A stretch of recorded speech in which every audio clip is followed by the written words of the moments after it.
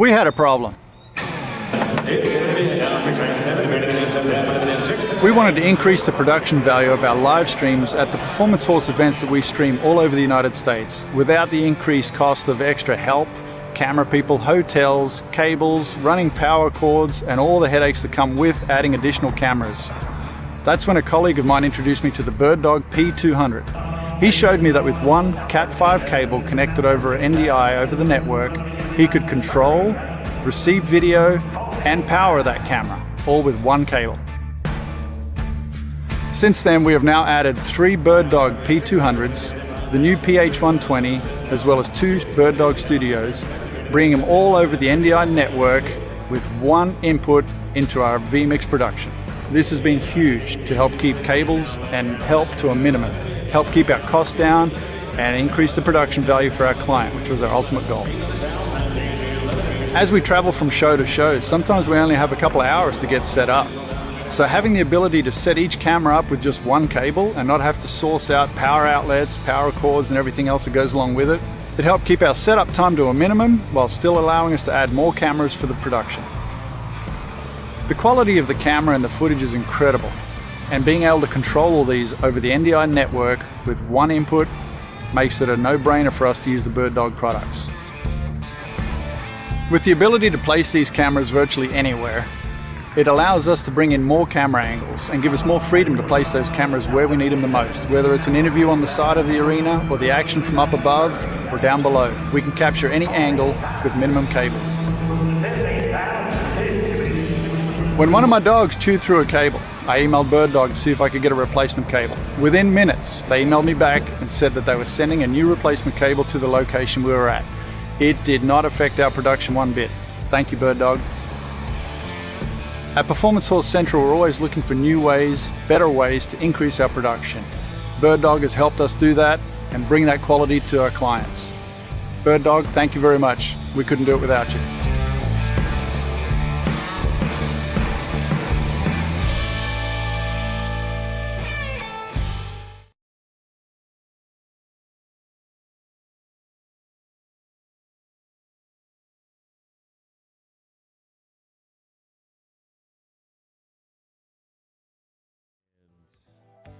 I am back in action. In those scenarios, it's good to neuralize the cameras.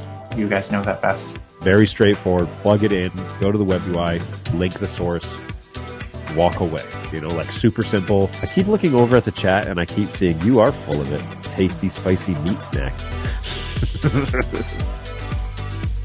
Covered in flavor. I mean, you can't go wrong. So what's going on? We've got a handful of folks here in the chat, and I really appreciate that. What's up, mate? Hey, Warren, how are you? Appreciate it. Hey, Robbie, how's it going, man? You're just talking about you. What's going on, Tom? Ahoy. How is it going? What's going on, Go Web? Good to see you again. Thanks for hanging out with us again today. Appreciate that. Feel like I'm in this video more than anyone but John. It's true, NetApp. You are, I'm going to cut this up and put this in the next intro.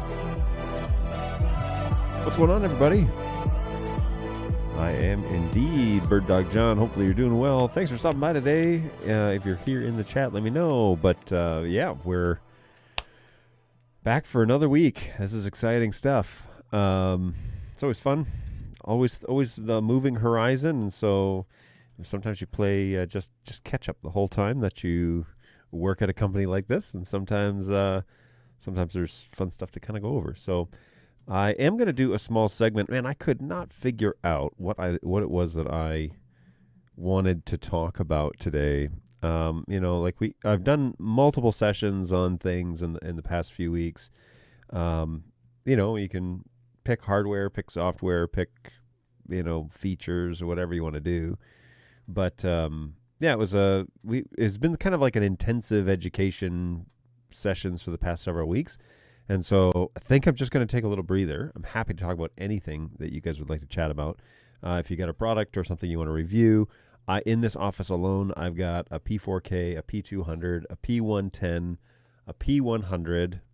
I've got a vMix machine. I'm running, I can run video wall. I can show you guys multi-viewer and lots of things kind of going on. But I was trying to just think through what was it that I wanted to talk about today, because I, try to have a little bit of a theme, but nothing really came forefront to that. We really need to review this, and so today I'm going to go back to my old habits and just open up the floor to whatever it is that you guys got going on. If you don't have anything going on, I will fill it with all sorts of stuff. Oh, we've done tours of the studio. We did scopes last week, and that's actually really helped, a fair bit of my. I think it's helped even out a bunch of my shots, and so I have multiple angles here that I can use that all look pretty close to each other because they're all balanced the same way. And this 200 is just a little bit over crushed in the blacks compared to, say, this shot or this shot. So if you go back to that 200, it's just a little like too dark. But the reason for that is because this camera is running on LTS and this one is running on NDI 5. So I'm hesitant to update to NDI 5 live on camera, the P200, but I should do that maybe after the show today and then balance them out so they're all the same. But anyway, so I will turn the playlist on. You'll get to see all of those different camera angles. So yeah, it's cool stuff. I'm happy to talk about the rig, happy to talk about setup, happy to talk about sound, lighting. I got a boom microphone, an NTG2. I've got, I should talk about this today. That's what we'll talk about. I'll tell that little story. That'll be fun. Let me get that prepped while we kind of get started. And I'll open up Chrome and consume some resources. As one does. Yeah, CPU overloaded. As soon as I open Chrome, I started dropping frames like crazy. Chrome. Good times. Good times. All right, so let's go over to... Jump into Facebook, and I'm going to go over to the BirdDog user group. And I think there's a story on here, something to do with space travel. So let's put this up here. Not space travel, but, well, it does have to do something with space travel. But I'm going to close that down. Can I minimize this? It just stays open the whole time? I hate that. All right, I'm just going to put this down here for now, I guess. All right, let me find... search this page. Let me just pull this up real quick. Here we go. So, all right, I'll tell this story first off because I think it's kind of fun. So...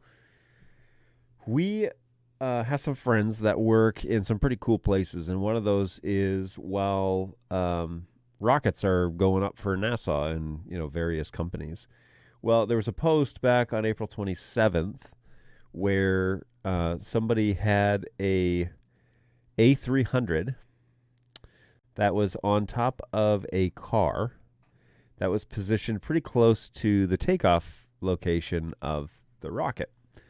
And as the rocket took off, it basically threw all sorts of shrapnel, all sorts of stuff into the surrounding regions and completely destroyed the vehicle and the cameras and everything that was on it, including the A300. So just the sheer force of a rocket is far more than like a Category 5 hurricane. And so, yeah, it sent like shrapnel and all sorts of things towards the car that was holding all of this equipment and this camera and whatever. And so, let me put this up here, I guess. And so, let me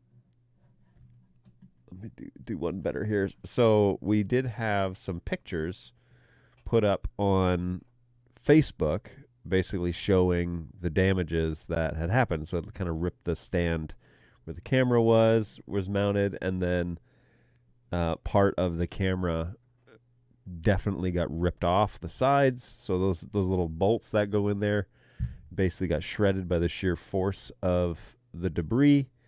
And here is the inner workings of one side of an A300, if you were curious. So it was really kind of a funny, not funny, haha, but they were basically like, yeah, we put the indestructible camera next to it. And, well, it was indestructible to a degree, but it couldn't handle the debris from all of the, from the rocket boosters. So pretty cool. There is a link on the Facebook page to actually see the rocket launch, and then they talk about it as a recap afterwards as to, wow, here's what happened. Check out the cameras, check out the equipment. They show the A300 kind of sitting there on. They've salvaged a bunch of it. Well, anyways, that one picture where they went and found the shrapnel that basically was that was the remainders of part of the A300. They went and found it. Well, they were kind enough to give it to me. And so they shipped this to the Auburn Hills office, and it is currently here. And it is so funny, so cool to have it. Yes, it definitely is a little painful to see something like this because this is a fairly indestructible camera. These are in sports arenas, baseball fields, all over the place, basically, ready to take an impact. But, oh man, some of the screws are still in it. I don't know if you can see this. Maybe I'll use my overhead camera. Some of the screws are still in it, and they're just sheared right off. They're just still in the threads, but they're just sheared right off. So let me pull up my overhead camera. And, oh, well, that was easy. Okay, I still got my audio. So, yeah, so here's the overhead. And this thing is just completely wrecked. But you can see a couple of the bolts are still in there. This is actually a bolt. This is a mount with the bolt still in it. So the bolt is here on this side. But, yeah, it's just totally destroyed, ripped right through. And they were kind enough to send it to us. So that's pretty cool. So that'll go in the trophy case. I don't know if it'll go in the trophy case. It is, as Little Mac outlines here, Little Mac 21, he says, wow, looking at this just hurts. I 100% agree.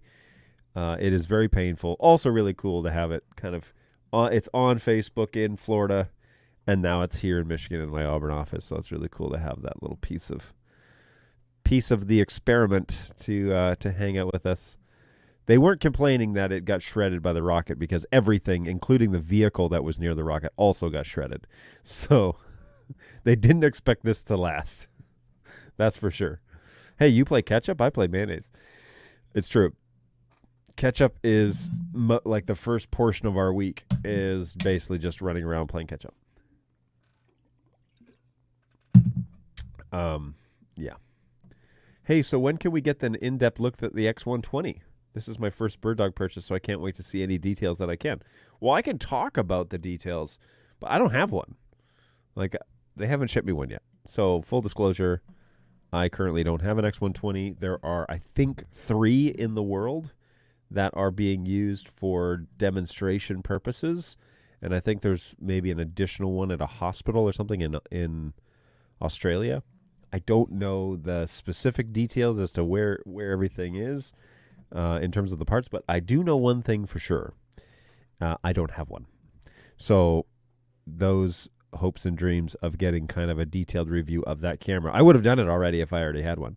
So you can guarantee it because I'm very interested to find out more about the X120 because as you all know who have been here for more than one show, flies in the face of some of my network recommendations of not using Wi-Fi, and now we're supporting it. So I want to see it perform, and I will promise you that my engineers and my QA guy has said, yes, it's working great over Wi-Fi. So just remember, though, that's probably HX2 because that's the lowest bandwidth NDI option.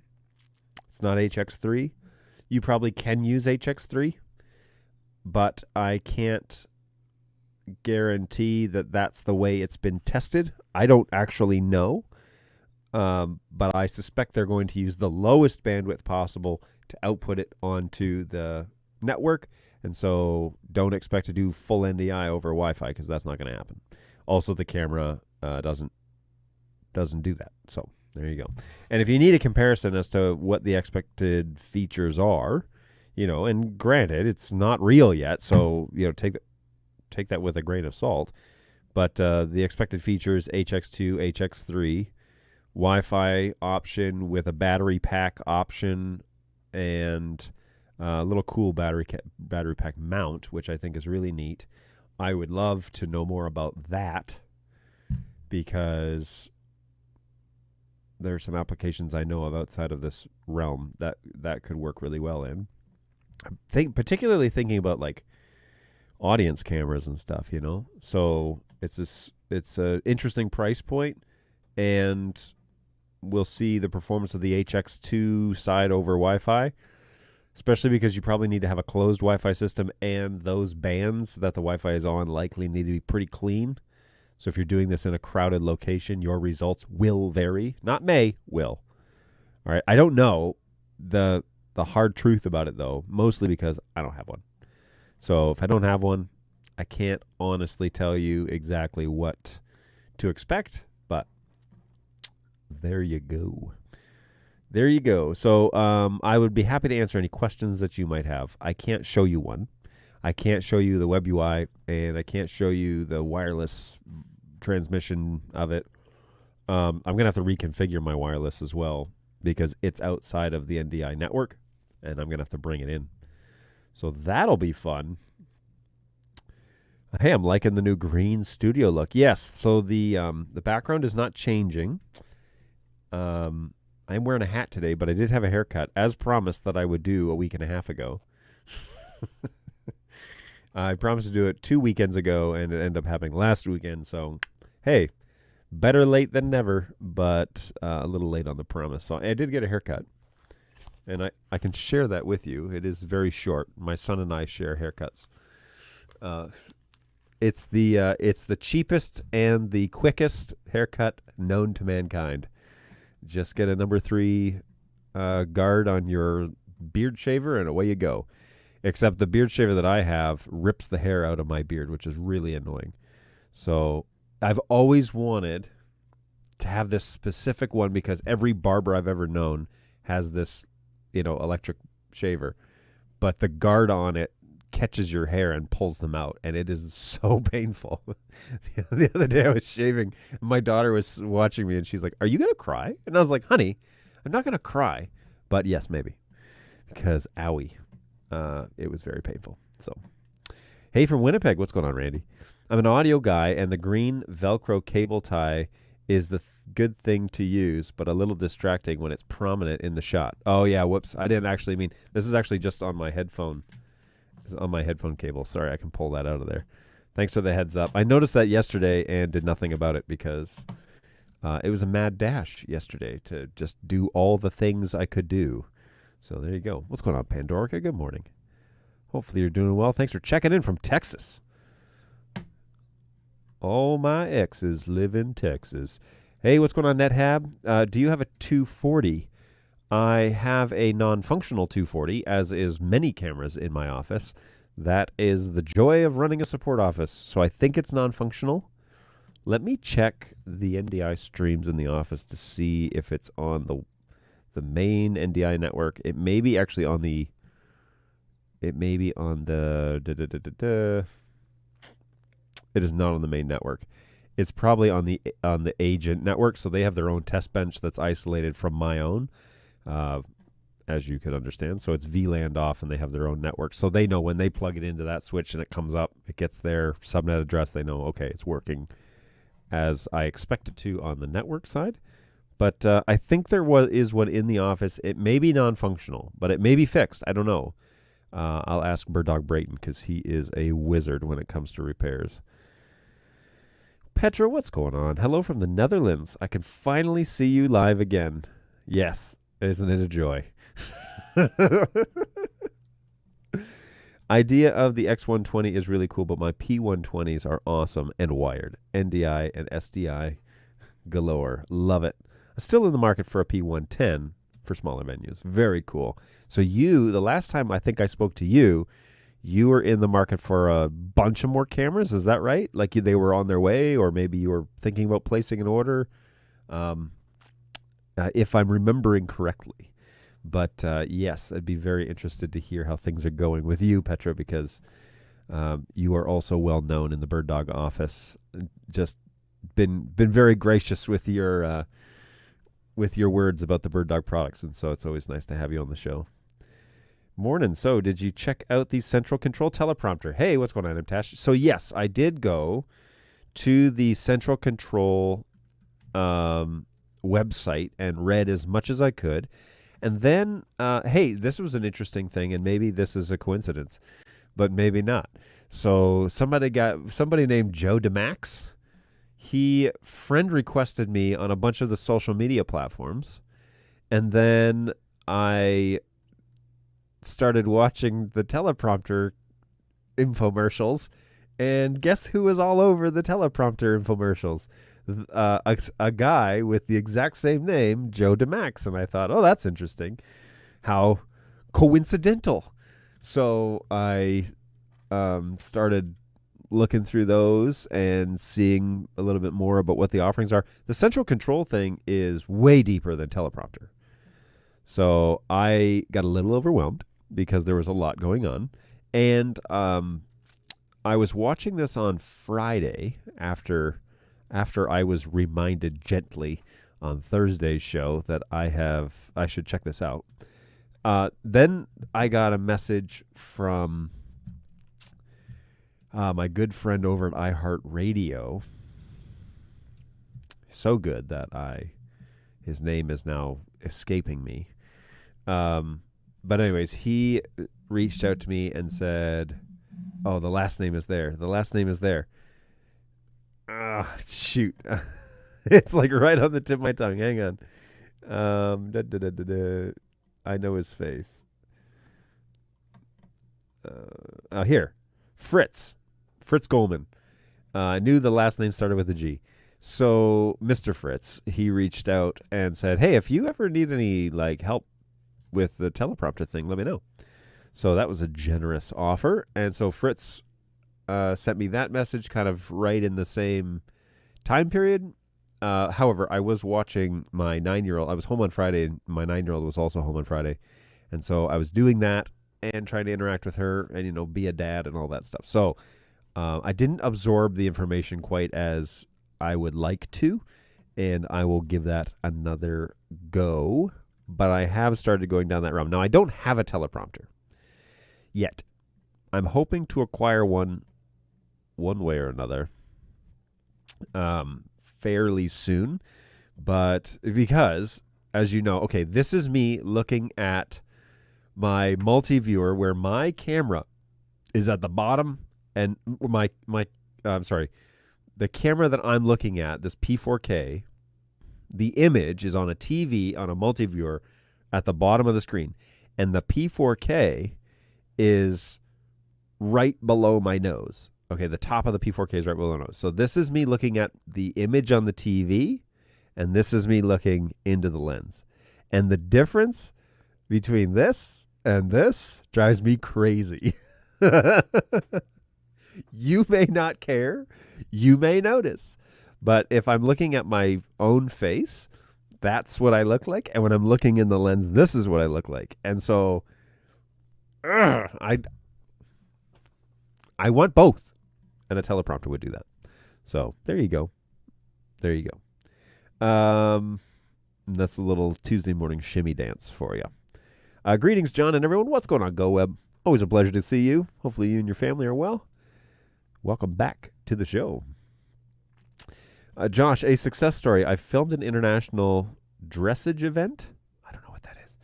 Over the weekend, and everyone said great things and loved the bird dogs. I used the P200 and OG Studio. That's really cool.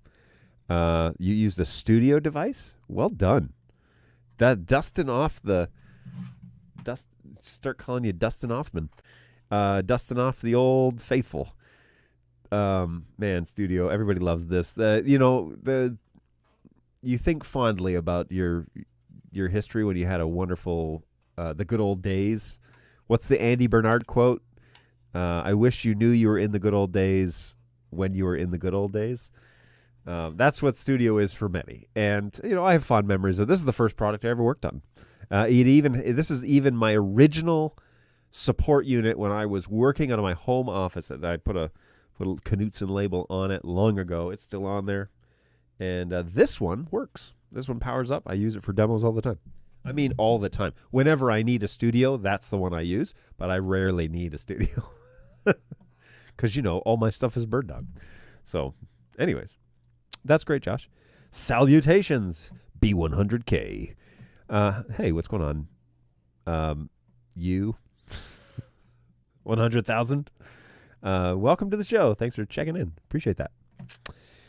Hi, David from Mexico. Oh, iTechNet. Hey, what's going on, David? How are you? Thanks for dropping in today. Appreciate that. That central control is an awesome product, says Victor's Lab. So far, I've been very impressed. I've tried to watch some of the training videos again, though. I wasn't able to really focus and get down to it. And if I'm 100% honest, I will not have any time today or probably tomorrow to also commit to doing something like that. So maybe during the workday, I might have a chance this evening to do that. So here's hoping. Hey, not ordered yet, but indeed 2 P110s. Excellent. Well, we're excited for that. We're excited for that addition to your fleet. Hey, I hope those discussions about me are only positive. Of course. Yeah, we never say anything bad about you, Petra, for sure. No, it's all good. All good here at the office. Like I said, especially people who give us a fair bit of grace when things do go sideways. We appreciate that. We see you. I've been using clippers for years, too many years. Many hairs painfully pulled out. I finally bought a new set, and it's like a hot knife through butter. So much better. Okay, here's the thing about this is the ones that I bought are not the cheap ones. Like these are the brand name. You know the ones for, okay, gentlemen, if you go to the barber and he has those gray ones that have the red switch and the silver handle, like it's a classic. It's through barbershops all through North America. I can't vouch for anywhere else in the world, but all through North America, this set of clippers, and when you use them without the guard, they're beautiful. Like they're wicked precise. Yeah, really cool. But if you use them with the guard, ouch. Very painful. And obviously, I don't shave everything on my face off, and so that's a requirement. So I have an old set of clippers that don't work anymore. I really just need to throw them away. But they were better than these ones, and I'm really disappointed by that because I desperately want to figure out how to make these ones work. Joe DeMax, I know him. He's the creator of Central Control. Awesome tool. That's what I'm gathering. Studio needs to come back. I love mine. We can sign a petition. I know that they were hoping that 4K Family was obviously the next step away from Studio. So we didn't. Here's the thing. During the market research, we didn't really find that people were using both SDI and HDMI. The majority of customers were using the Studio but neglecting half of the features. And so we thought, why not make something that can do way more in terms of resolution and all that? Looks a little nicer, has some heat management, has a little LCD screen, but it will be like you would do one or the other. So you do SDI or HDMI. And those sold wildly, they were wildly popular. But now with the delay of NDI 5, we've seen kind of a hiccup in the market. Well, to be honest, we've seen a hiccup in the market, period, across the entire broadcast realm. So not just us, but everybody has seen issues, and they're all dealing with it different ways. BirdDog is faring pretty well, given the horror stories that I'm hearing elsewhere. But yeah, the idea was 4K Family was going to be its successor. The issue is that we stopped updating it after 366 or 367. 366 was the last firmware for Studio that was launched, and that's like way long ago, So the capabilities of NDI and the expectations of the SDK have grown exponentially since then. And Studio was pretty rock solid back in the day, but it obviously doesn't have any of the performance enhancements that NDI 4 and 5 have. So people lament that we don't have it anymore because it was super stable and super rock solid. But it's like, yeah, but we weren't doing the complex things that we're trying to do with the 4K Family and the rest of the fleet. So, you gotta balance that out a little bit. Try not to get stuck in the grass is greener situation all the time.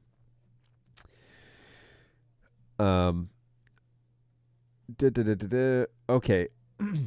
Hi there. Hey, what's going on? Ad High Store, I think. Sorry, I'm butchering that name. Hopefully you're doing well. Hi there. This is Shiva from the Nepal BirdDog Partner. Hey, what's going on? Thanks for jumping on the show today. Hey, I'm looking forward to promoting the X120, mainly looking at your own solutions for NDI switching. Besides vMix, what solution do we have currently, and can you explain? Soft. Can you explain? Okay, so I can't explain what switching options you have outside of vMix. BirdDog doesn't have a video switcher. Okay, a video switcher is essentially, well, I should hold my tongue a little bit there. BirdDog doesn't have a product that is a video switcher purpose.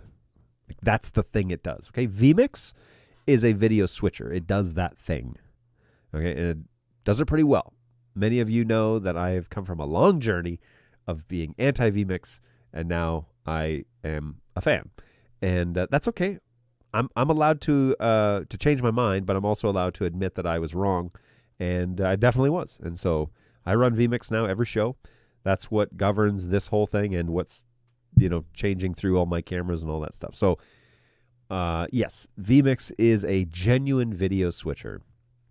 And BirdDog doesn't have a video switcher. Okay, we don't have a division that does that or software that does that as its sole purpose. Some people confuse central as a video switcher, and that it is not. I'll explain that in a second. The options that I think that you have, if you're looking for just quick and dirty, I need to do 3 cameras and I need to switch them to an NDI output, and I want that NDI output to show on some flex outs. Okay, the easiest way that you can do this is get a Windows PC 10 or 11, Windows 10 or 11. Download the NDI tools, so ndi.tv/tools, and let me do you one better so that you can follow along here. ndi.tv/tools, and there at the tools website you download the toolkit. Inside the toolkit, there's a program, so install that. Inside there's a program called Router, or Router, as some would say. And this program allows you to link as many cameras as you want and output them to as many destinations as you want. So if I can, I'll show you briefly how this works. So I have downloaded and installed, whoops, wrong computer. I have downloaded and installed NDI Router. And where did you open here? Here we go. Okay, so I'm going to open Router. I'm going to close this down, not show you that just yet. Okay, here we go. So NDI Router looks like this, and you can pick your cameras that you want to use. Okay, so okay, this is the P200. I want to use the 110. So I want to configure this. I want to search for my cameras on the network, and I want to select the 110. All right, there's the 110. Hey. And then I want to use the PF120, which is what I lovingly refer to as Auburn Hills. And then Brayton has a camera, but I'm going to change this camera to be the 400 support camera, which is actually also looking out at Auburn Hills, so it needs to be color balanced. I've got an overhead camera, which is looking at my damaged A300. And then Auburn Road, which is the PF120. And so instead of that one, I'm going to make this one the P4K, which is this guy. And I can call this like main, P4K. Okay, so what's going on here is I've got a bunch of these destinations, right? And I've got a bunch of sources. When I click through these sources, it changes this source, and it outputs that source in destination 1. So when I look inside Studio Monitor, okay, I want to send that, I need to send that to a flex out or something like that. So let me go over here and grab Studio Monitor real quick. Now I'm running this Studio Monitor in low bandwidth, just FYI. So when I want to see this, I go to my machine and I say router destination 1. And here I can cycle through the cameras, and it acts as a video switcher. It's switching the video on the destination. That is what vMix does at a very like boiled down to the tiniest of the tiniest of things, that's what vMix is up to. Is it's switching cameras and outputting that to as now a source. You have a source that is this production. So if I'm going to just do this for a church, and I'm going to have 4 NDI cameras, and I set them up in my shots that I want, and then I just want to switch through them. The beautiful thing here is that I can attach the router destination 1 to the decoder, so the screens or whatever I want to use, or I can send this, for example, into ProPresenter. So if you're in the church realm or you're using Easy Worship or whatever, ProPresenter 7 will accept NDI sources. I can send this in as a camera source to ProPresenter. And now my camera operator just needs to go, okay, I want to go to main camera 200. Okay, now we need to go to the overhead. Okay, now I'm going to go to the P4K. And I can call the show with this basic set of video switching options. Really cool idea, because you can also make multiple destinations. And so let's say I want to have a secondary set of cameras, and I want to put this on the overhead to destination 2, but the main camera is P4K. Well, now vMix Machine, so that's my computer. Okay, my computer is called vMix Machine. And inside that group, I have router destination 1 and 2. If I click on 2, look, destination 2 is the overhead camera, and destination 1 is the main P4K. And so you can have multiple destinations and multiple sources. Now it's like, okay, cool. Well, I've got 8 spots here. Well, what happens if I've got like a lot more spots than that? No problem. Click on the cogwheel, and we're just going to add 4 more sources, or add 8 more sources, or 16 more sources, or whatever we want to do. You can add as many as you need, and it will switch between all of those. You can customize the name. Okay. You can change the letter styling. You can change the text color to blue or whatever you want. You can change the background to white. All right. So then you know, hey, the one that has the white background, that's your main shot. And you can tell your volunteer that's your main shot. Okay. So let's close this. Okay. So this is your main shot. Why are you right clicking? Oh, because I'm in configure. Okay. So this is your main shot. And then these are your other options. And you can organize this however you'd like. Then you might say, well, I don't really need all that. It's like, cool. Well, then we can just remove all the ones we don't need.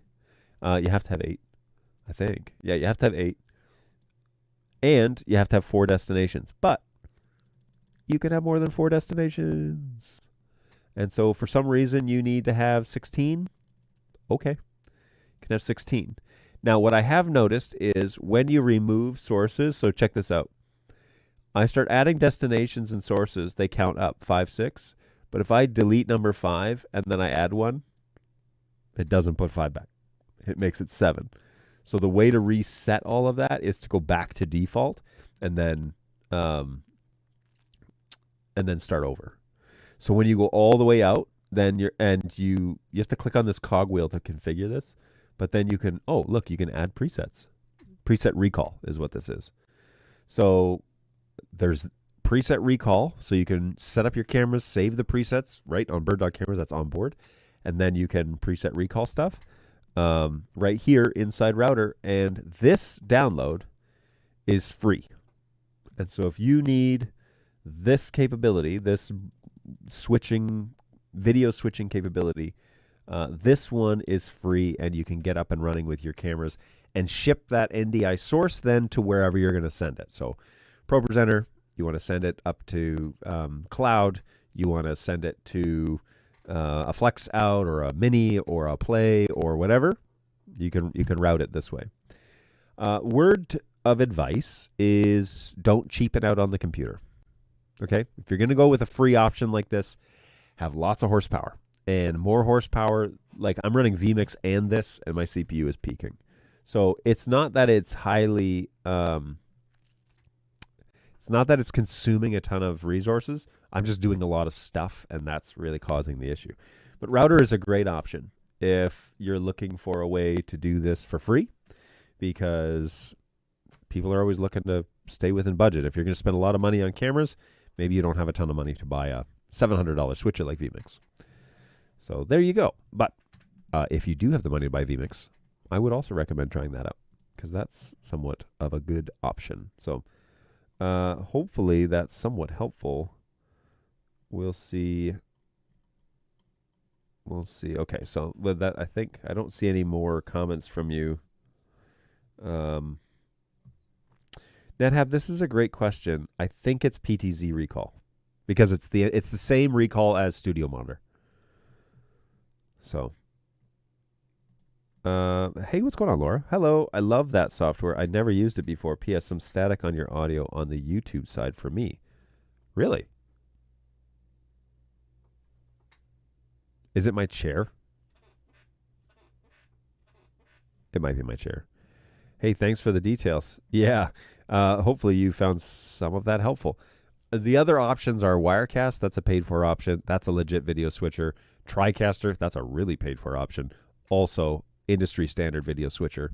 And, of course, vMix. So those are the other options out there. Okay, somebody over on Facebook, and instead of me saying the random Facebook user asks, I'm going to find out who it is. So, okay, the first one is from, where are we here? All right, first one is from David. Or I'm sorry, the first one is from Brent. Brent says, hey, I'm trying not to harp on the X120, and I appreciate that you're talking without one yourself, but a bunch of ads say it's 6G, whereas I've seen other places, including I think yourself, say that it's 5G. Can you confirm one way or the other? And if it is 6G, I'd suggest letting the vendors know. All right, I asked the engineers this a month ago, and they confirmed it is Wi-Fi 5. That's what it is, okay? So I asked because that's what they're running in the office, and they said we can 100% confirm it is Wi-Fi 5. So that's AC, okay? Wi-Fi 6 would be AX, but it is AC or better. So that's great because that's what I have here in the office. I have an AC system, so I can test that. But it is Wi-Fi 5 confirmed. And now I did see literature that said Wi-Fi 6, and that is why I asked. Because in a previous life, I was a Wi-Fi administrator, and it is a barrel of monkeys. And so you better be specific when you talk about Wi-Fi. And I will warn you now. If you're connecting it to a Wi-Fi system, your results may vary because there are billions of Wi-Fi manufacturers out there. So we're saying Wi-Fi 5, okay, AC, and the tests that have been done have done short tests, meaning distance. So I think it's 30 feet, but I could be wrong on that. They don't install them at 70 meters, okay? They're not doing that. So your results may vary depending on your infrastructure and how crazy busy the Wi-Fi area is, how many people are sitting there watching stuff on YouTube and Netflix on your Wi-Fi system, all of that. Your results may vary, so please test before you put it into production. All right, the next Facebook comment is from Mr. David. Hey, a couple of weeks ago, I did a project using 7 BirdDog plays to send video to screens in an event room, all the audio through Dante, and used 2 NDI sources, the first from vMix and the second from the Flex-In, after adjustments of the HP Aruba switch. Ooh, Aruba. That's fun. We've had a delay of 400 milliseconds, which I adjusted with an audio processor, but my question is 400 milliseconds okay, or could that be improved?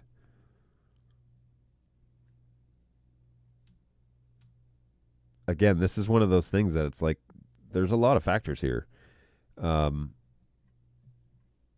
to play, I mean, play is going to be, I don't know what the clock is on play. And quite frankly, manufacturers aren't going to tell you that. I don't know what the clock is, though, in terms of from encode, BirdDog encode source to decode on play. I don't have that data. So I don't know. I know that the play is the slowest decoder we have, but it's also by far the cheapest. And so, you know, depending on, so you're sending an HX signal to play, a full NDI signal to play, You just said NDI sources. I'm assuming it's full because it's out of vMix. The second from a Flex. So, yeah, those are both full. The Aruba switch, I don't know what processes are going to be going on in the Aruba that might slow that down. Any QoS, anything like that. That could slow it down. And then I don't know. I've told you sometimes the answer is I don't know. I haven't done the tests to tell you, yes, that's expected, or no, that's slow, or wow, that's fast, or anything like that. I don't know. Hey, good barbers sharpen their razors all the time. It's true, and I am not a good barber. It's okay to have them cut hairs cleanly, quickly, with no pulling. It's key to having them cut hairs, yes. This blade is really, like, this thing will cut skin, but maybe I'm doing it wrong. Maybe I need to look into that. Sharpen their blades. I forgot to mention 3P100s. Okay. Well, I don't know. If it's all going into vMix, and then vMix is outputting, you have to, I guess, clock what the decode is on the vMix first to find out, because that will get added, obviously, then, right, to the play. So I don't know. Are you seeing 400 milliseconds between, like, studio monitor and play? Is that what you're clocking that at? Or are you clocking it at, like, what the camera sees versus what's being outputted on the screen? That's it. That would be obviously a very critical piece of information to know. Gosh, I hate this chair. I want to get rid of it. As soon as you opened your router, the audio started popping. Interesting. That's what it is. That's what the static is from router. I keep forgetting that it does that. So I wouldn't use router for audio because I can't seem to figure out how to make it clean. We already answered that. The router is causing clipping. When you close routing, the popping went away. Good to know. No, just when you were in that program. Okay, well then I think we've discovered a flaw. I was using router on the same machine as vMix. It's interesting. Well, let's try. Whoops-a-daisy, wrong computer. Let's try. It's going to start popping, everybody. Just everybody hang on.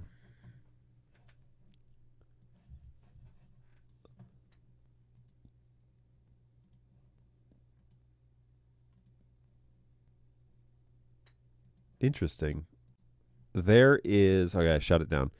There is no audio routing in router. It's just video. At least on the version I have, which is 5.5.0.0. There's no routing of audio. So there you go. Something's up with that. Interesting. That is an interesting discovery, everybody. I would say I'll contact NewTek, but I don't really know very many people over there right now. So when we planned our building project a few years ago, I ordered 12,000 feet of Belden. Oh my gosh. 1694A. I got it installed. Our build isn't even done yet, and now the world can run on NDI. I don't need the RG6 anymore. You know what, though? I mean, all that SDI, you can plug it into the back of those cameras still and cut out the NDI latency. Like, there's always latency with NDI, period. Not a lot, especially in the full NDI realm, but there's always latency. So you could at least have that and run NDI as a backup to start. You have the ultimate flexibility because you can capture multiple outputs. But yes, and now that the world runs an NDI, it makes everything a lot more flexible, especially if you're bringing it into something that can generate NDI. Now you're really flexible because your output can be, whatever you want it to be. So that's really cool. That's awesome. Is that in Winnipeg? Is that project in Winnipeg, or is that somewhere else?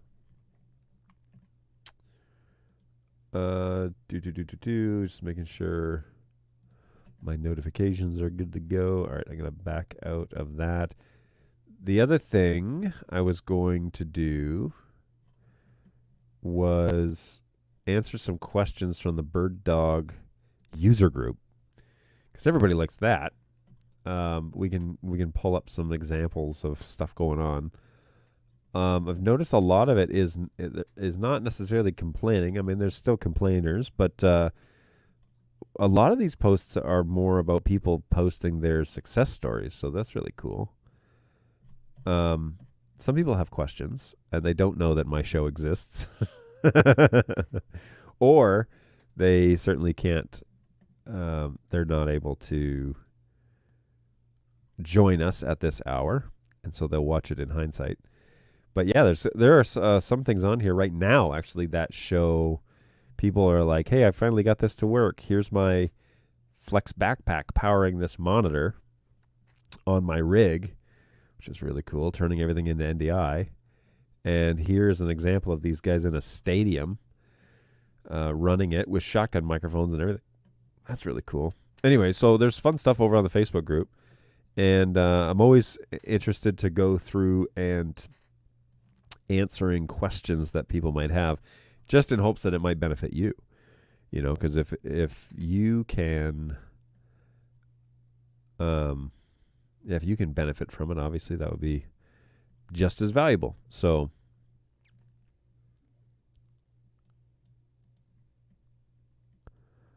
let's see here. Okay, here's a question from Matt. He says, excited to get to work with my new P240. I'm wondering, though, are there additional silicone numbers for the camera's tally? Did I miss something obvious? So when it launched, I remember the dev team saying that you can order those separately in terms of if you want to order number 4, number 5, whatever. So there are some other options out there if you want more of those like silicone plugs. I wonder if they're in the 3D specs, though, because like you could probably 3D print something that would be cheaper. Maybe if you had a 3D printer, that might be cheaper than that. But anyways, yeah, interesting to know. So Julius posted, hello, may I ask if BirdDog Cloud SRT connections in the free trial account works? Thanks. And Jake Feynman did a wonderful job of answering this. He says, yep, absolutely. Are you trying to send NDI stream to an SRT decoder, or are you trying to send the SRT encoder to your production via NDI? Either way, it's possible. If you want to send NDI, click your endpoint, click outgoing connection, click SRT, the bottom right button, and then go to the SRT tab and set your connection for the rendezvous caller or listener. If you want to receive the SRT encoder, click on the endpoint, incoming connection, SRT at the bottom right corner, and then go to the SRT tab and set your connection for the rendezvous call or listener. I prefer cloud in the production room as a listener, as I have control of the IT network in the studio and can open the necessary ports, but feel free to email us for more assistance. Boom, that's an amazing answer. Shout out to BirdDog Jake. I mean, he's been on this show a bunch. He's awesome. We all know that. But that's a great answer. Yes, over in Winnipeg, technically West Street Paul, or West St. Paul, Street Paul, West Street. Anyways, technically not Winnipeg, but yes, Winnipeg. Northern perimeter. There, that's better. I use the SDI for in-room iMag and NDI for broadcast stream, so I can have all independent mixes from the same set of cameras. That's really cool. That's a great idea. Well done, NetHab. Well done. Yeah, there's some cool stuff on the horizon, and I'll be anxious to play around with some of this. I'm working with a couple of groups that are doing some video stuff, and I'm trying to steer them in this way. So we'll see how that goes. Let me see.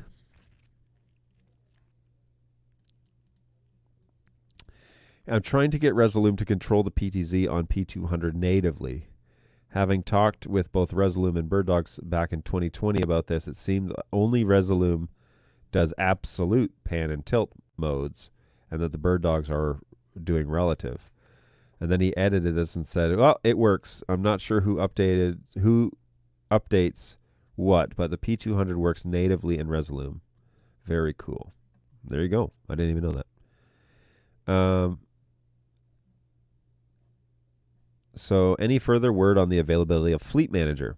So the website does say June, and I know that their hope and dream is to get it out in June. But there is some launching sequence items that we need to be sure that we're absolutely clear about, because we don't want to launch it and cause chaos. That would not bode well. And I'm hoping long ago are the days where we launch products and just deal with the chaos. I would love to have it where we launch a product and I'm sure, this has been said internally a lot. I don't think I'm going to get in trouble for sharing this, but we'd love to launch a product and be able to have some resources for folks to watch and get familiar with the product before they start playing around with it. Some people like to just get in and start clicking buttons, and that's kind of the Apple mentality, where the product is so user-focused that, it strips away a lot of the complexity of what's going on behind the scenes. The issue with that is the guys who buy our cameras and who buy the bulk of our cameras, we'll say, are broadcast type, who are used to having a manual. They read the manual, that now they're the expert, So if you're not supplying the tutorials or the how-to manuals and you're just setting them out there and saying, just click around and figure out what works and what's fun for you, that's all well and good, but integrators don't have time to play with it. They need to basically be trained, and then they're good. So we've heard that over and over and over, and with Fleet Manager, we probably need to get it to the point where, at the very least, I'm doing a demo, but I know that the PMs have been working on this like crazy. The engineers have been spending night and day working on Fleet Manager, trying to make sure that it is that it logically makes sense at the hands of a customer. And so they're trying really hard to make the next one better, the next product better for the customer. And when you decide to commit to do that, that means nothing happens fast, because you scrutinize everything. So there you go. So that's kind of my take on Fleet Manager. I have seen betas for it. I've actually shown a beta on this channel for it. So it is a real thing.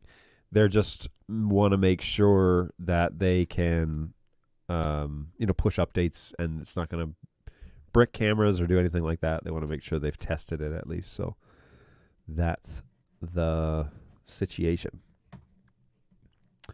Talking NDI, I'm setting up for a Zoom call. I will be using, what's going on, Laura? Using Capture and also grabbing a PowerPoint, sending both to the stage and stream. Using BirdDog cams as a webcam out. I love this software. Yes.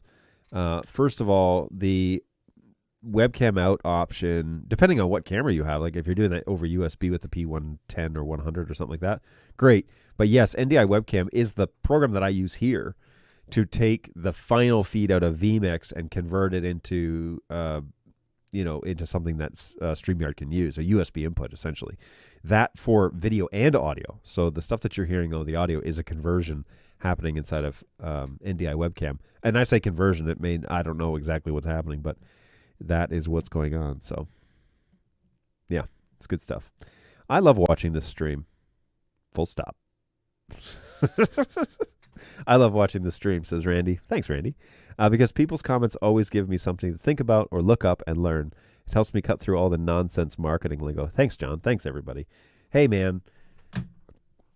You have no idea how much joy that brings me, because that is the whole point, man. I just want people to have a place. Come and chat. I'm not here to sell you something. I'm not a BirdDog salesman. I'm a support guy. I'm going to try and help you get it to work. Okay.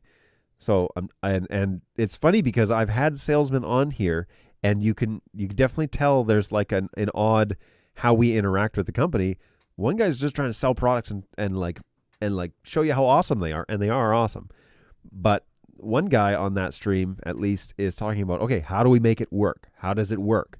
And how do you integrate it? How do you get repeatable results? How do you make sure that it runs perfectly? I mean, if I say so myself, guys, I'm running a studio. This setup has been probably 3 weeks, maybe a month. I haven't had any major issues. I have minor hiccups, but I haven't had major showstopper issues where I have to cancel the show or the show cannot function in this capacity. As a matter of fact, I have used the tools supplied by BirdDog to make the show even better. And 2 examples of that is Scopes last week, Thursday, and those clips are going up on my birddogjohn.tv site. So if you don't want to watch the 2-hour show and you just want to see the 10-minute segments, 10 minutes, some of them are a little longer than 10 minutes, but you just want to see the little snippets for when I talk about each of the scope options, there you go. You're welcome. Those will show up. I think the last one launches this morning. And then I did a little spiel on NDI, SDI, and HX last week as well. So I cut that up. That's going to go up tomorrow. I will probably show the router one today. I'll cut that one up and put that up on Thursday morning. So I'm trying to get some content on here. Go over and subscribe to BirdDogJohn.tv. If you have already, thank you. Seriously, you don't know. It means a lot. Not only because I can show my bosses that this is happening and something's going on here, but also it helps you have a quick little resource as to the BirdDog support team and us trying to make more content available. We're going to eventually take all those clips and put them up on the knowledge database, so they'll show up in other places as well, like in Google. But BirdDogJohn.tv, boom, that's a great resource for you to just get some general support knowledge. And everything I do here, this show goes up there, obviously, every week. But I also want to, have the useful bits, the little tutorials that we do. I want those to also show up. And so that's what we're going to do there. So, yeah, there you go. Man, my desk is a mess. This shot really reveals the dirty laundry section of this show. So special thanks to Randy for these kind words. Appreciate that, man. Hey, which firmwares are you waiting for before you can launch Fleet Manager? NDI 5 for converters.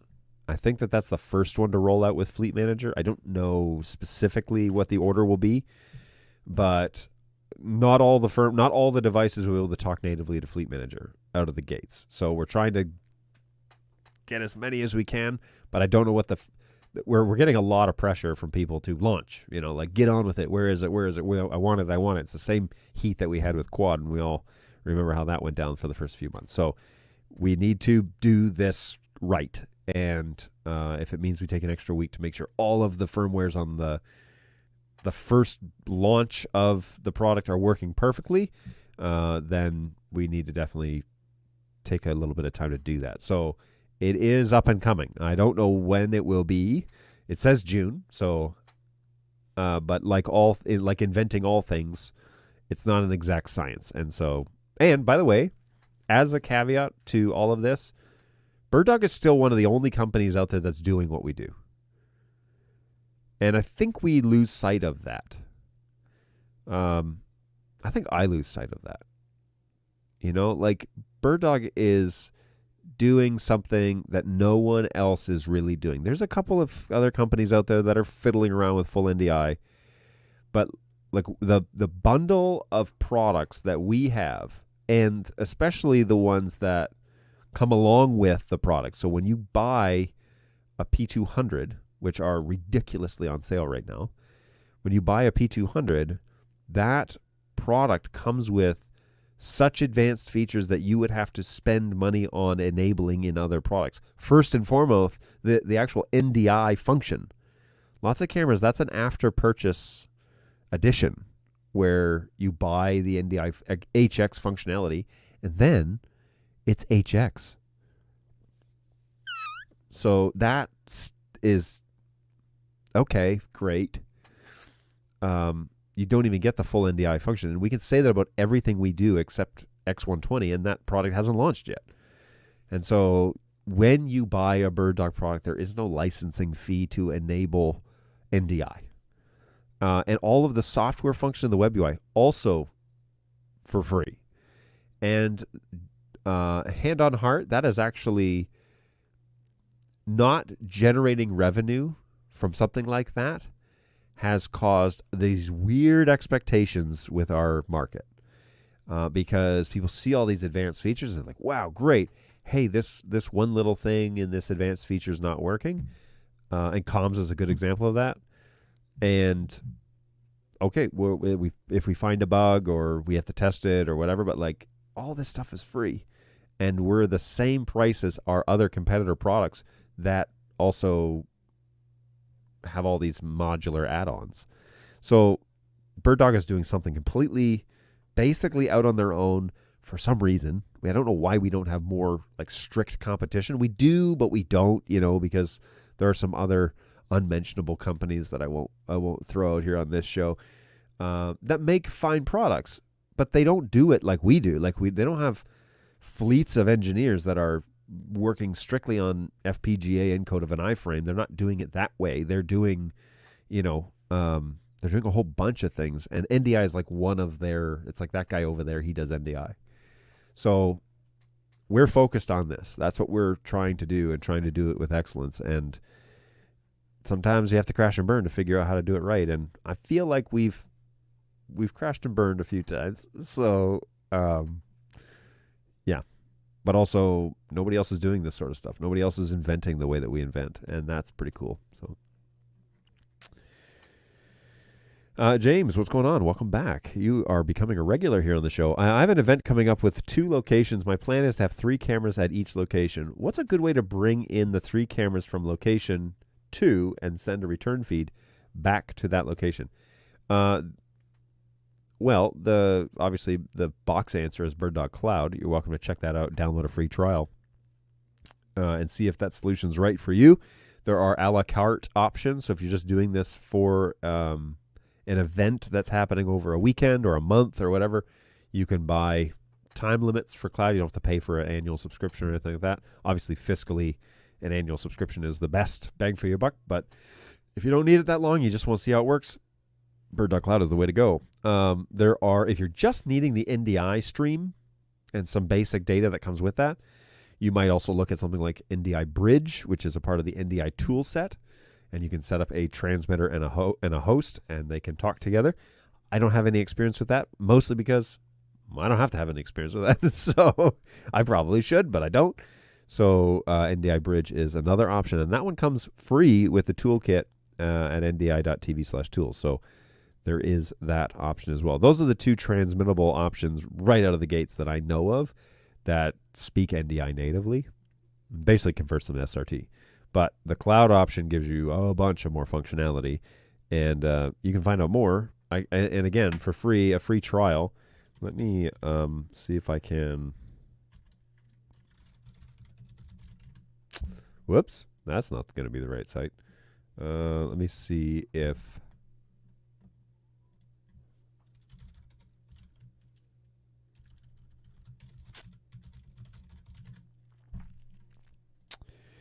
BirdDog.cloud, and you may sign up for a free trial.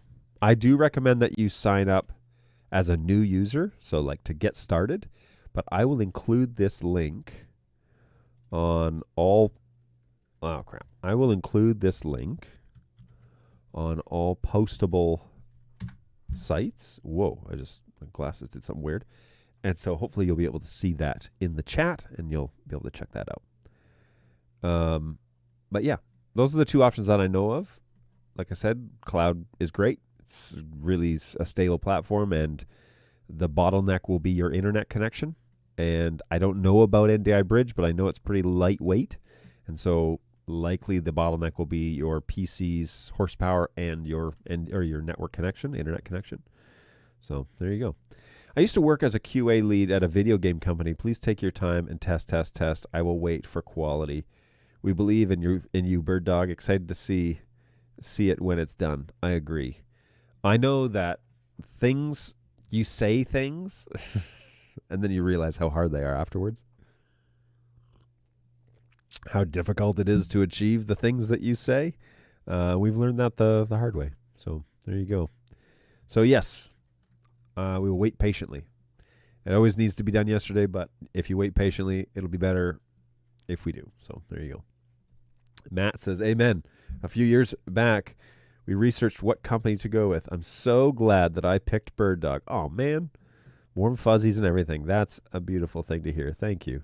And you say you're not a salesman. Yeah.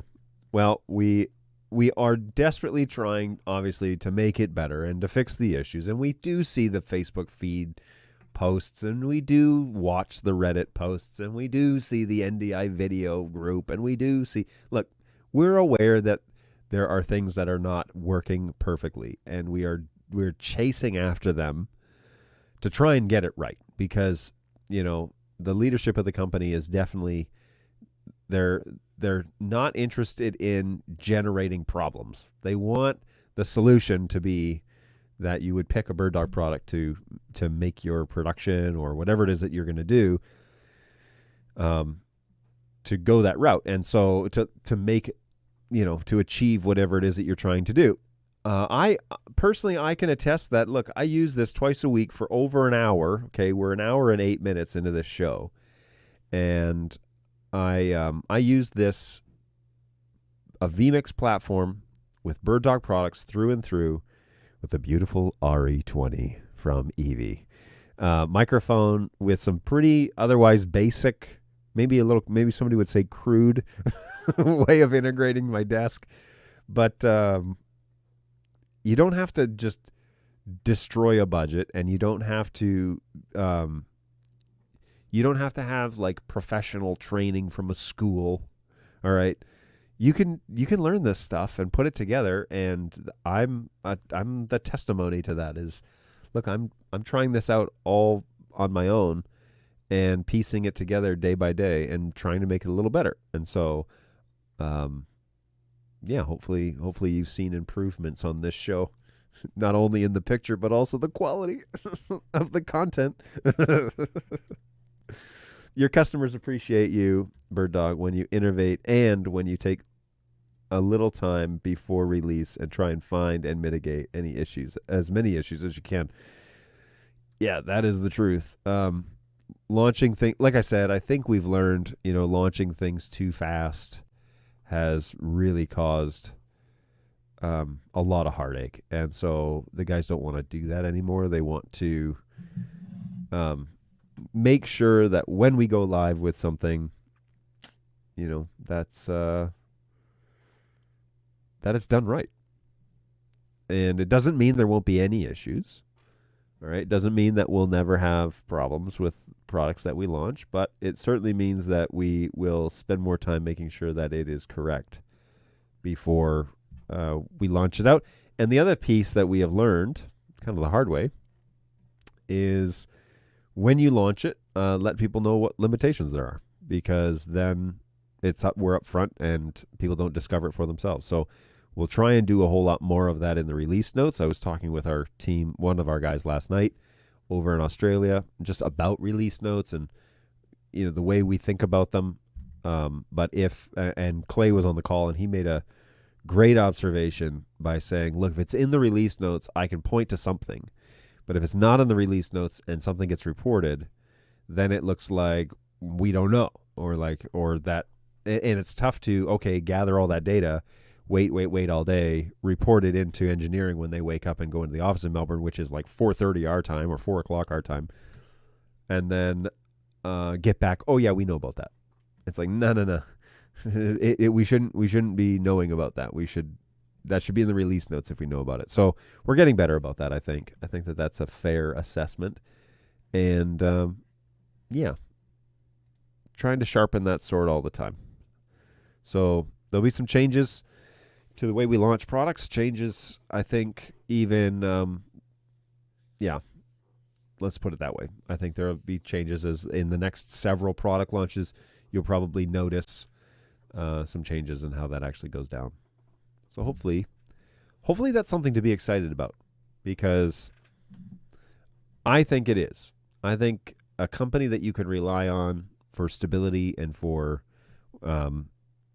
when stuff comes out, that's, you can take their word for it. That's what we want to continue to perpetuate. And that's partially why partially the reason why I host this show is because I want to be sure that you have an avenue to touch base with support or with a BirdDog person and to send direct feedback in the chat. And you can do that most readily over at birddogjohn.tv, everybody. Shameless plug for my channel. Yes, this is me not being a salesman again. Hey, if you jump over to birddogjohn.tv, that's where this show is primarily hosted. And that's my go-to place. A bunch of people have been subscribing to that recently. We're well into the 220s, which I remember like yesterday, it was in the 180s. And so some people have joined up. It's not the droves. Certainly no, it's no Tom Sinclair 8,000 subscriber, the goat of the NDI world. But he covers a lot more diverse stuff than I do. I stick pretty close to NDI BirdDog, but so he might be more relevant for more people, if you know what I mean. But I'd love for people to join up and to sign up, subscribe to that show. You don't have to hit the bell notification, but I do find that it's super handy that when the bell notification is on, I actually get a little thing that says, "Hey, this show is starting," and then I can check in on the feed and all that sort of good stuff. So, although then now today I didn't get a notification, so what's the deal with that?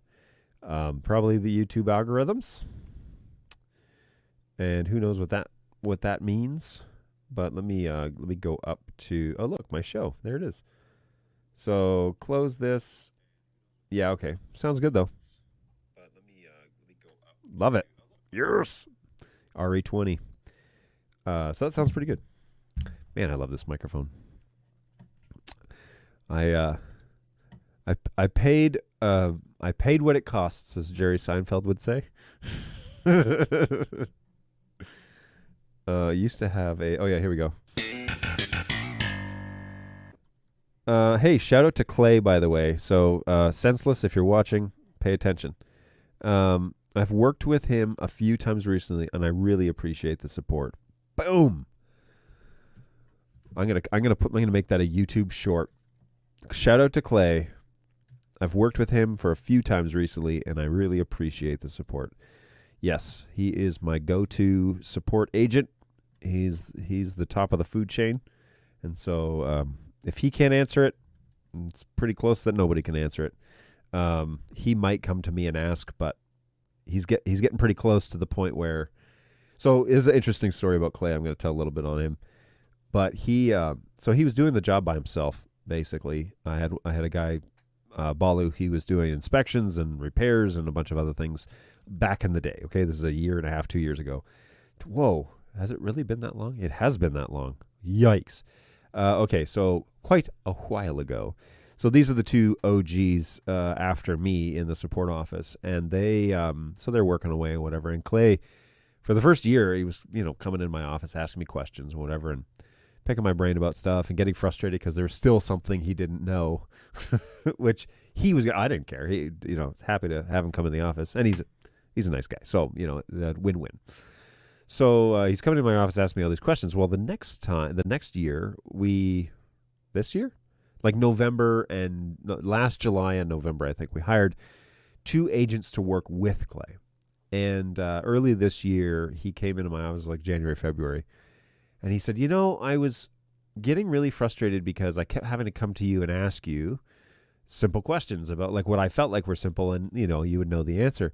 But he said, but after we hired a couple of people, I realized how much stuff I knew, because you don't ask the questions about the things you know. You just type and like send that email, right?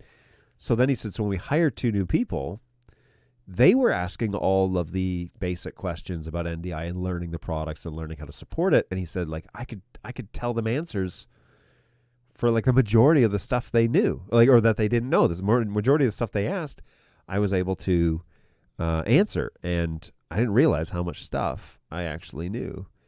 And it's a great realization that, the longer you stick at something, the better you become. And the more information you absorb, more experience you have, customers, you can help answer their questions quicker and more efficient. And so, yeah, if you get a chance to interact with any of my agents, I mean, they've been here now for pretty much almost 1 year, all of them. The last hire was hired in November, I think, or maybe like December 1st. But even she's doing record number of tickets, which is astonishing how much work she's been putting through. So all 3 of them are doing lots of great work. And yeah, here's all right, time for me to go on a soapbox, everybody. I'm about to like get out the box, stand up. All right, brace yourselves now. So what bothers me is that when people do everything in their power to avoid sending an email to my ticketing agents, like they're so stinking efficient. They're really good. But the complaint I get is, I don't like email. It's like, okay, well then you don't like being helped because that's the easiest way to get help. And like if it's a serious thing, we can elevate it to like me or to Brayton to handle with like RMA or like advanced or troubleshooting, physical troubleshooting, or we can send the ticket over to the project managers, or we can send it over to a sales guy and be like, hey, this person has an issue, a sales issue, and they really need somebody to like hold their hand and figure out what's going on here. It's like we can give it literally to the salesperson. Hey, Phil, this is for you. And he'll like, okay, got it. Like I don't know if Phil types like this, by the way, but people, I don't like sending in emails. I would much prefer a chat bot, or I'd much prefer a phone call, or I'd much prefer, it's like, no, you don't understand. The whole team is tooled to make this thing, even though if you hate it, I promise you'll probably have a pretty good experience if you just email us at help@birddog.tv. I clicked the wrong one. Anyways, all right, I'll put the soapbox away. And I will drink my hour and 18-minute coffee, which is still hot thanks to today's non-sponsor, Umber Mugs. Keep your coffee hot and your creamer curdled. I use my own slogan for Ember Mugs, by the way, because they do not sponsor this show. And it's not that they have said we will not sponsor your show. It's that we've never got a sponsorship from them. And we might know somebody that works over there, but I think they're just a small company like us, and so or a lean company like us. And so I'm not expecting them to sponsor me. But I do use their product, and their product has worked consistently for like 3 years. 4 years. How long have I had this? Let's find out. Over to the Amazon to find out what the answer to that question is. Oh, not on this computer. How long? Okay, the question is, how long has BirdDog John been using an Ember Mug? And I think, 2020 is my guess. And the reason I guess that is because this cup spawned out of a new friendship I had with Jeremy Kloosterman when he was working for Telstream. And I met him in the fall of 2019, and then he started attending my shows shortly thereafter, and I'm betting I bought it. Sometime during that year. So if I go to my Amazon orders and I type in Ember, May 1st, 2020. What did I tell you? Hey, the old gray matter is actually functioning today. Today would be the day to ask your questions, folks, because John's brain is functional, evidently. So there you go. You just never know what you're going to get when you come to this show. You never know. But there, trivia question about BirdDog John. File that away in your never going to need this information portion of your brain. We all have one of those, right? So John purchased his Ember Mug in 2020 shortly after his friendship with Jeremy Kloosterman began when he met him in 2019 at NAB, New York. So obscure. Good stuff. Hey, we appreciate you all, which is why we have 13 units now. Love it. Love it. Given that this is a general theme show, and then that face is like, I think. How many BirdDog cameras do you have to own before BirdDog t-shirts show up for the technical team? How many BirdDog cameras do you have to own before t-shirts show up for whose technical team? I run the technical team. Who's asking this question? Over to Facebook to find out. Up in the show, this question comes from Jim Kent. What's going on, Jim? Thanks for stopping by. So this is a vintage shirt. They don't make this anymore. This is circa 2019 right here. This is the OG shirt, the Venn diagram from NAB 2019. This is the first shirt they gave me. And then I got a second shirt which had the Venn diagram but it was much smaller, which the Melbourne team really like, but I think the bigger print looks better because you can see more of like the shapes of the animals and whatever. But anyways, the Venn diagram shirt is the OG from my original start date, which would have been NAB 2019, the Sunday of NAB 2019, and that is when I was handed these shirts, and they said, "Here's your uniform for the show," and there were only 3 of us there, which is crazy. There was only 3 of us there, and this is the garb we had. And let me tell you, those first 2.5 days, that was an education, because I went from not knowing anything about NDI to basically being asked questions as if I was an expert.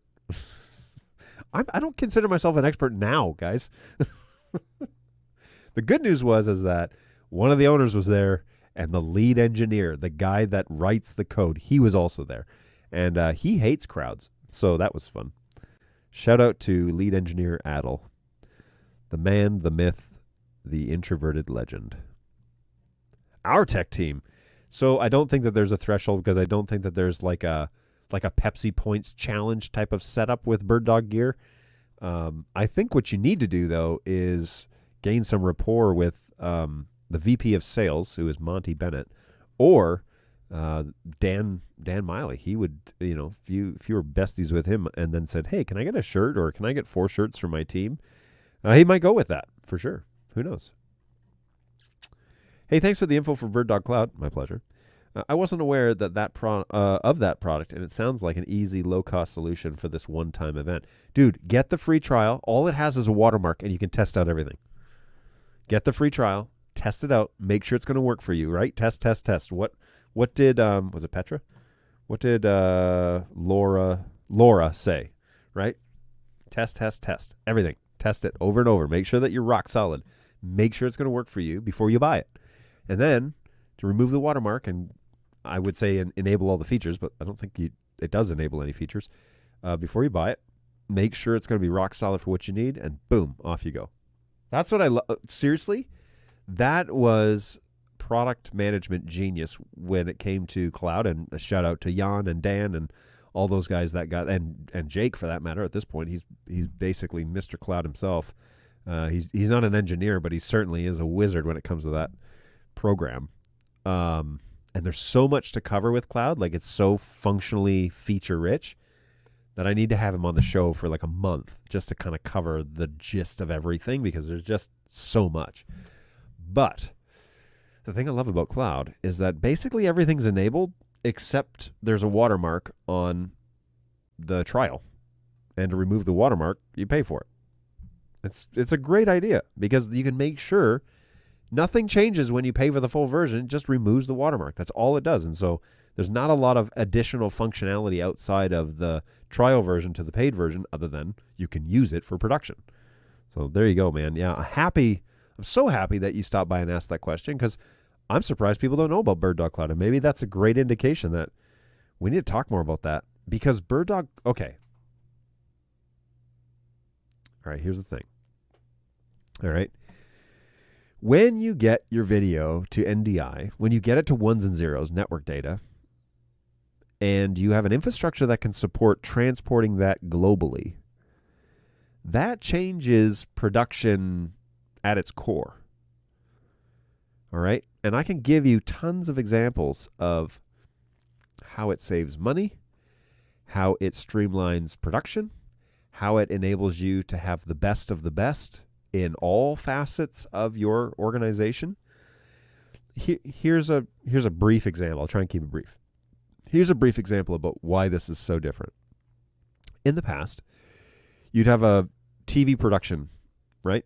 And you'd fly 2 or 3 guys in who are producers, and they could cut, video and switch video, and they're the best in their industry. And so they have a writer. They say, I require X amount of dollars per day. These are the tools I'm going to need. I'm going to bring these items. This is what the product will be when I'm finished with it. I can help you in a live situation or a post situation or whatever. Okay. So you hire somebody like that. You're going to need to bring them in the day before so that they're there on the day of work. And you're probably going to need to work them like a dog for 16 hours. And then you're going to fly them out the next day. Okay. So you need flights, 2 hotels. You're going to need probably 9 meals. Okay. Airport, at least 3 meals on day of, at least 3 meals probably on fly out day. Snacks, you're going to need accommodations, hotels, You're going to need travel, cars, Ubers. You're going to need whatever else, okay? And you're going to do that for 2 or 3 guys. And then you're going to need a place.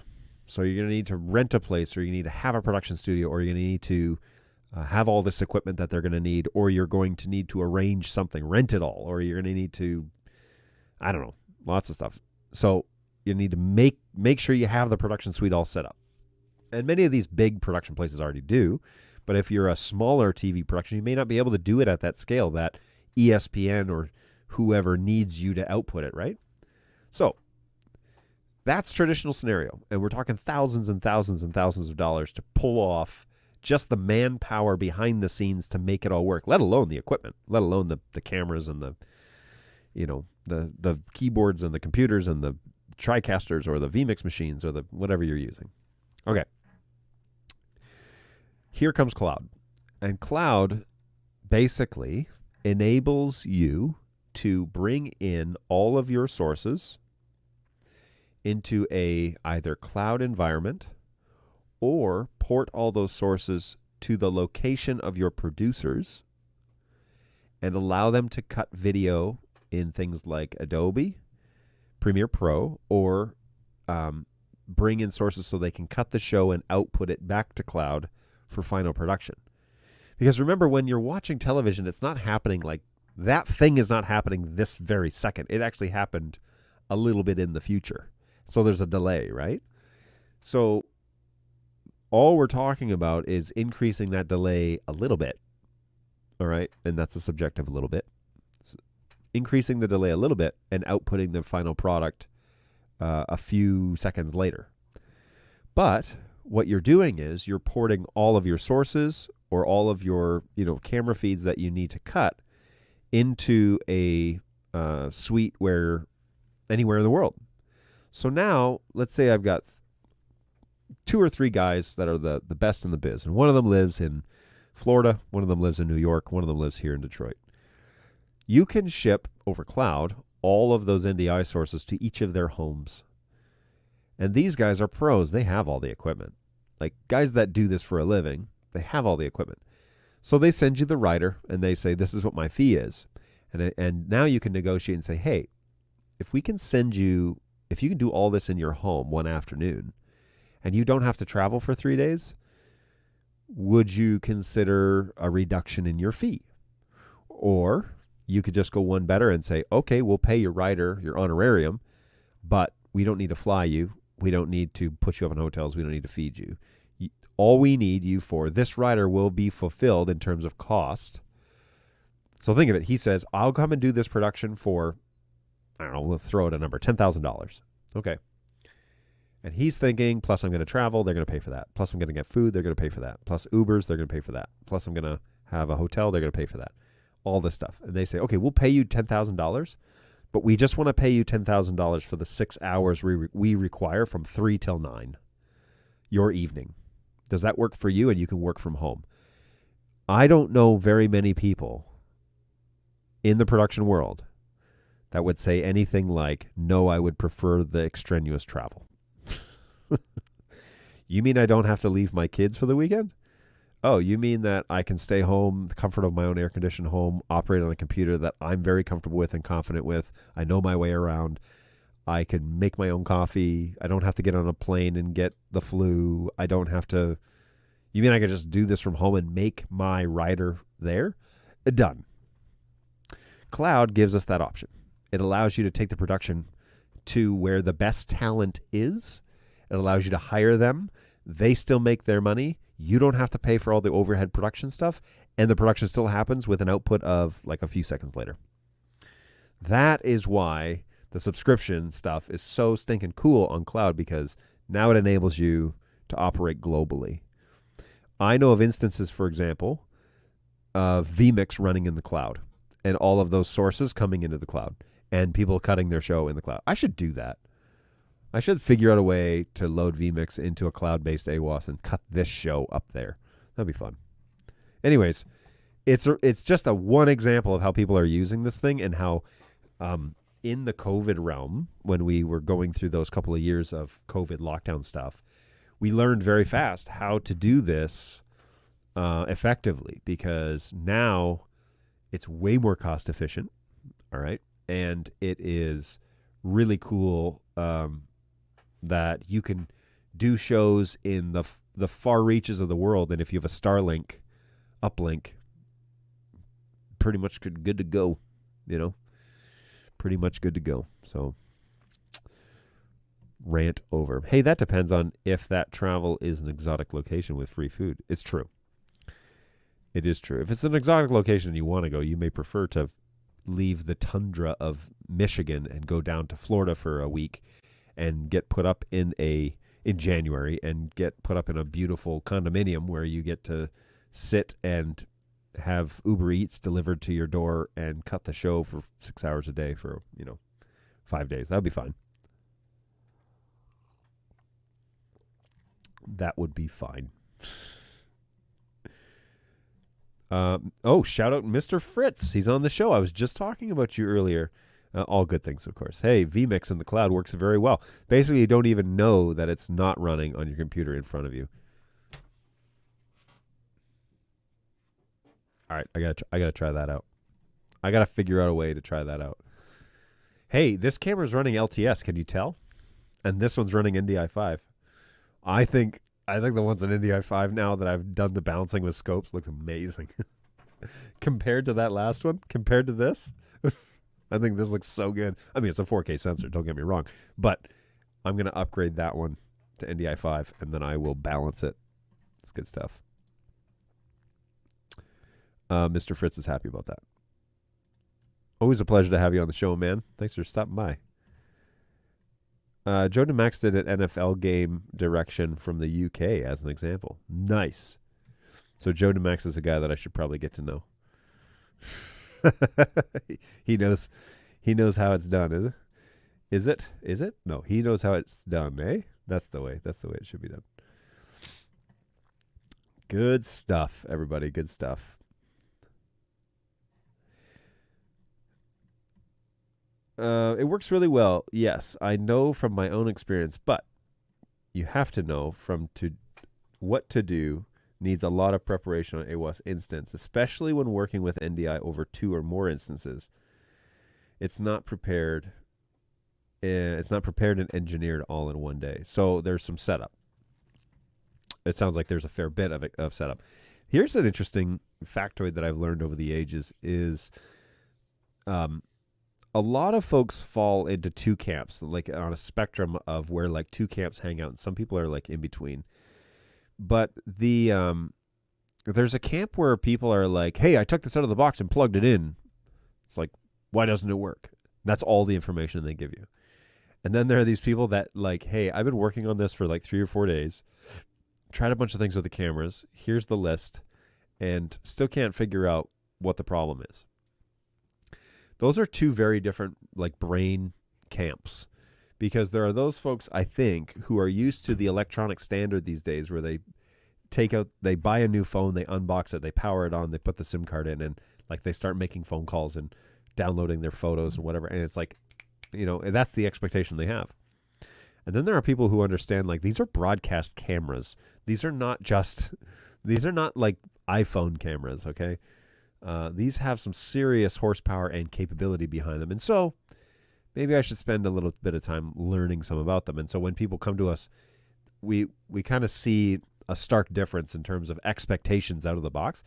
Maybe that's our own fault. I mean, maybe we didn't set the right expectation. I don't know. And you probably couldn't pin me on what is the right expectation, because I think that the NDI market really wants it to feel like an unboxing of a telephone experience. But I also think that there's this weird dissonance between those 2. Oh, that's weird. The 110 froze up on multi-viewer. Oh. Fascinating. Okay, anyways, I think there's this weird dissonance between folks who think it's just like click, click, click, everything on auto, it's all going to look pro, it's all going to be black leveled, everything will be so easy because, I shouldn't have to do anything. And Then there are folks that are like, no, this is a pro camera. I should have to, like, there is a learning curve. So we get that all the time. And I think it's a BirdDog problem where maybe we don't talk about our cameras correctly as to what they really can do, because we don't want to scare people off. We don't, oh, that's way too much for me. But also we want to be sure that people understand, look, these are pro cameras and you're going to get pro results, but you do need to probably commit a little bit of time to learning about your new technology, because that's part of buying stuff is learning, right? So you don't just pop out a kid and expect it to work out of the box. So why would you expect that from a broadcast camera? Hopefully you don't have to raise it over 18 years to get the camera to work. But it's true. Nothing. I mean, there are products in the world that are designed, and I think we could do that if we didn't want them to be as feature rich as we have them. Okay, so our cameras have a lot of broadcast capabilities, scopes, and all that stuff, right? So we have a lot of that option out there integrated with our cameras. And we've toyed around with, how do we still do all that and accurately talk about the advanced nature of the camera. So one of the options that I'd thrown out in a meeting long ago was just have an advanced tab. You know, have all the basic, like if you're in basic camera mode, it's all auto. Everything's auto. Everything's DHCP. Everything else is locked, and it's like plug it into your network, off you go, you know, point it at your subject. And that's basic function. But when you click on that advanced tab, like it pops up, it's like, hang on. There's a manual. Here are some YouTube links. Here are some tutorials. Here are your resources to understand what you're about to do. Please don't go any further if you don't know what you're doing. And then if they say, I know what I'm doing, then all bets are off as to go for it then. Use those features. Here's all the videos to show you what all those things are. And I've gone through, you know, Chrome and the web UI and like tab by tab by tab by tab explaining what everything is. And that's a part of an education course that has been kind of put on hold, but I think we'll get going here soon. I've done that to where it explains every single button in the camera. But I do think that we need to make like a basic functionality. If you're just plugging this in and you want to get going, plug it in and get going. But as soon as you click on the advanced tab, it enables all of those options now, and you can screw it up. Maybe I need a soundbite of me saying, okay, here are the advanced options. Now go ahead and screw it up. It's probably not the right vibe that we're going for the out-of-box experience, but you get my drift. You get the gist of things. That's we want to warn people that this is an advanced camera, and it has an advanced lens. It's a Sony broadcast lens. The 200 has always had a broadcast standard lens in it, and they just go up from there. The higher camera you buy, the more advanced it gets. And so you need to warn people that, hey, you might be out of your depth, and maybe not. Maybe you know exactly what you're doing, and giddy up, man. Go for it. That's great. That's great that you know. But just be warned, you may not know. And here are some resources to help you understand what that is. So, you know, good stuff. I told you I'm not a great salesman. Some people would say I'm a realist, but that also translates to just you're a jerk. So I don't know if I want to go with a realist either. I'm just a realist. It's like, no, you just can't put anything delicately. Oh, boy. Oh, dear. Anyway, we've had a lot of fun on today's show, guys. We've been going on for an hour and 41 minutes, and there's a lot of discussion as to whether or not that's too long. Do you remember I used to go like 3 times a week for 3 hours, which was a brutal, because I certainly didn't have this much stuff to talk about. I didn't have this many products to talk about. So, but I have enough now, I think, to carry this on. And you guys are super fun to chat with. So I really appreciate the chat ongoing here in the BirdDog live stream. Of course, folks, if you haven't done so already, please subscribe. BirdDogJohn.tv. I'm not going for monetization or any of that crap. I just am trying to show the channel is growing. People are listening, or at least subscribing, and that's a good indication of interest, at least. Of course, then once you subscribe, you can light up the bell notifications. If you don't want to rely on social media and stumbling across me, you can set notifications however it is that you get notified on the YouTubes, and they will tell you when I go live. And so anything that I do here on the channel gets put on that. You'll also notice that there have been kind of systematically, I've been uploading little snippets from previous shows. So I'm going to try and keep that going. The problem with that is I have to generate content that's worthy of being snipped. That's harder than it looks, folks. That's for sure. I definitely did not really have a game plan going into today's show. I don't mind telling you that because sometimes you don't have a plan. And for somehow we still filled the same time slot as we normally do. But the other piece is it is a beautiful 71 degrees outside, and Auburn Hills just is a beaut right now. It's nice and sunny, a little overcast, so the sun isn't just totally killing you.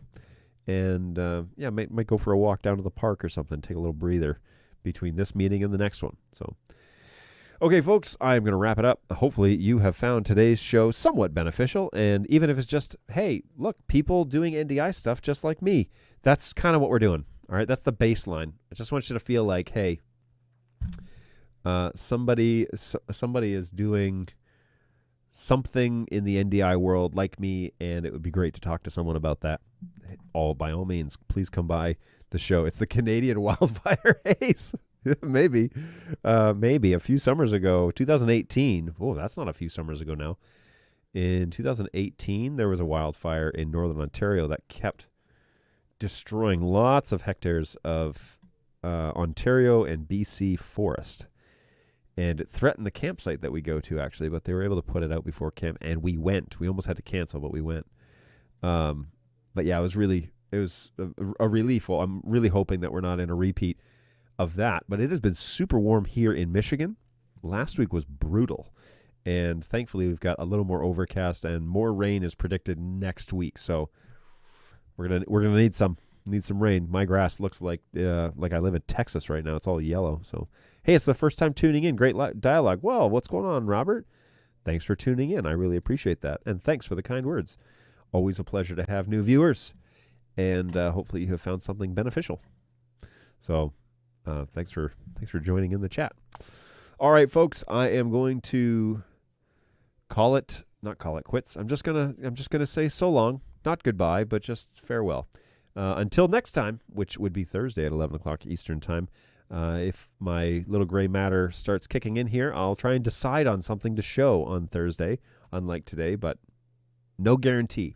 If you see me publish the show prior to Thursday morning, that means I thought of something. There you go. This is the quick and dirty behind the scenes at BirdDog Live. But we'll see you again on Thursday. All things moving in a positive direction. Around 11 o'clock Eastern time right here in the U.S. on the eastern seaboard in Michigan. So we're just north of Detroit. So that's where we're hanging out here at the Sport Office. Hopefully you found today somewhat useful, or at least, like Robert says, you've enjoyed the dialogue and you've been able to glean something from that. Hey, we want you to join the community of NDI and especially BirdDog. So come hang out with us.